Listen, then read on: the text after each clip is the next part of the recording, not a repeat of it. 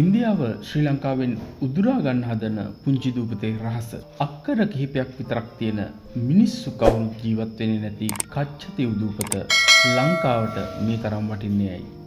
අපි යමු තොරතුරු වෙත. ඉන්දියාවයි ලංකාවයි අතර තියෙන මුහුද මැද කාටවත් පේන්නේ නැති පුංචි දූපතක් තියෙනවා කියලා ඔබ දන්නවද? ඒකේ නම කච්චතිව්. මේකේ කිසිම මිනිසෙක් ජීවත් වෙන්නේ නැහැ.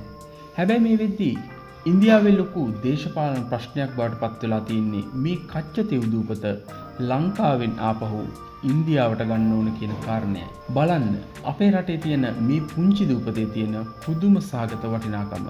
කච්චතිව් කියන්නේ වර්ග කිලෝමීටර් 1.9ක පොඩි දූපතක්.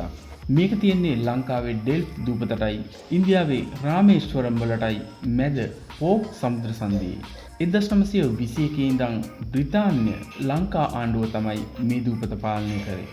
මේ දූපතේ තියෙන එකම ගොඩනැගිල්ල තමයි ශාන්ත අන්තෝනි මුනිදුන්ගේ පල්ලිය.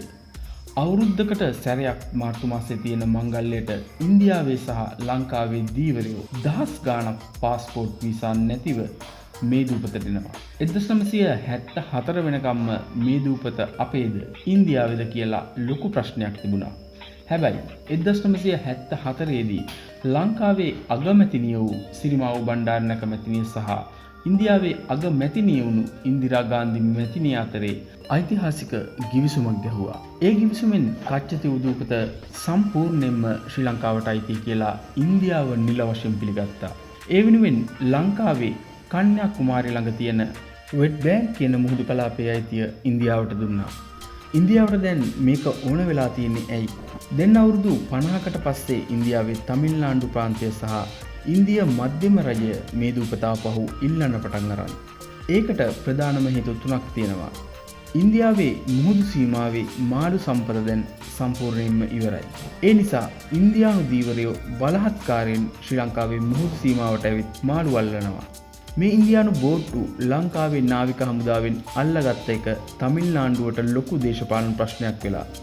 කච්චතිව් දූපත ගත්තොත් ඒ අවට මුහුදු සීමාවත් ඉන්දියාවට අයිති වෙනවා. මේක තමිල්නාඩුවේ ඡන්ද ගන්න තියෙන ලොකුම දේශපාලන තුරුම්බුවක් බවට පත් වුණා. ඉන්දියාවේ සුප්‍රීම කෝට් එකේ පවා මේ ගිවිසුම අවලංගු කරන්න කියලා නඩු දාලා තියෙන්නේ.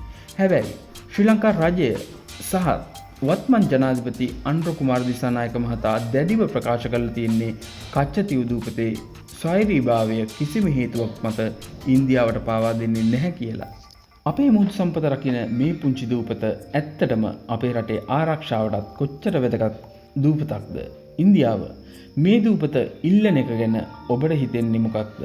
අපේ රටේ පුරවැසියන් ලෙසට රටවැසියන් ලෙසට අපේ රටට මේ දූපතේ අයිතිය අවශ්‍යයි. අපේ රට මේකට මොකද කරන්න ඕනේ? දක්වන්න ඔබේ වටිනා අදහසත් මේ සමගම